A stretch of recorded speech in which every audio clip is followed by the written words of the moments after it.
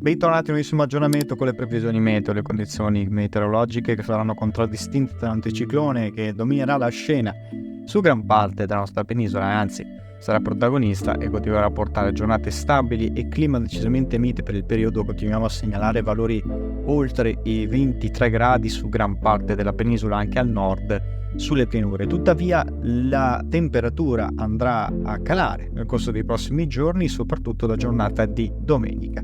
Andiamo a vedere quindi che cosa succederà nei prossimi giorni. Quello che succederà: assisteremo ovviamente a temperature ancora miti per il periodo sopra la media, anche di oltre 4 gradi. Segnaliamo ovviamente, come vediamo dalla mappa, tra i 18 e i 20 gradi, soprattutto sul nord-ovest, sulla Val Padana centro-occidentale.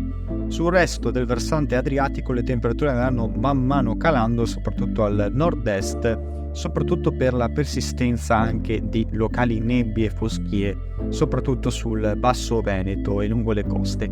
Sul resto dell'Italia nulla da segnalare, ma avremo comunque valori ancora molto miti per il periodo, tra i 23 e i 25 gradi addirittura sulle due isole maggiori. Le condizioni meteorologiche andranno cambiando però dalla giornata di domenica, con l'ingresso di correnti un po' più fredde dai quadranti orientali che faranno calare le temperature soprattutto sul nord-est, su gran parte della Val Padana, con incremento anche della nuvolosità nei bassi strati che contraddistinguerà di conseguenza il clima e con temperature quindi più fredde nei valori massimi. Questi valori massimi ovviamente attesi tra i 13-15 gradi sul nord-est e leggermente sopra sul nord-ovest, così anche sull'Emilia Romagna. Caleranno in modo più drastico ovviamente sul versante adriatico e quello ionico.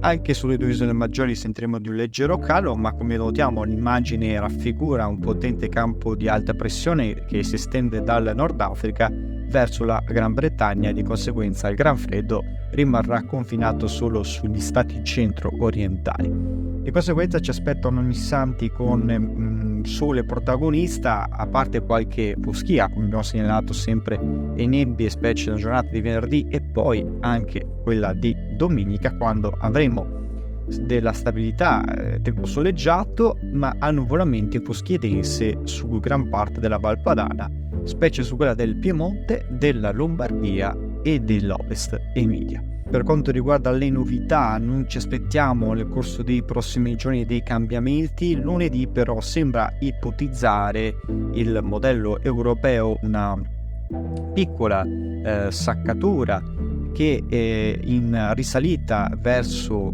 il Polo Nord dall'Oceano Atlantico porterà a un piccolo calo della pressione non solo sul basso Mediterraneo, quindi sul Nord Africa. Questa piccola area umida che scorrerà negli alti strati potrà arrivare fino al basso Mediterraneo per provocare anche un'ulteriore intensificazione della instabilità. Freddo sempre relegato verso gli stati orientali, verso la Russia. Noi risentiremo di temperature assolutamente fredde, invernali, e ovviamente questa saccatura, nel caso dovesse formarsi sul basso Mediterraneo, provocherebbe una nuova fase instabile, seppur ancora al momento non accentuata e calcolata dai modelli matematici, non sono ancora concordi. Questo provocherebbe quindi dei rovesci e delle piogge sparse, con alcuni temporali sulla Sardegna in modo particolare.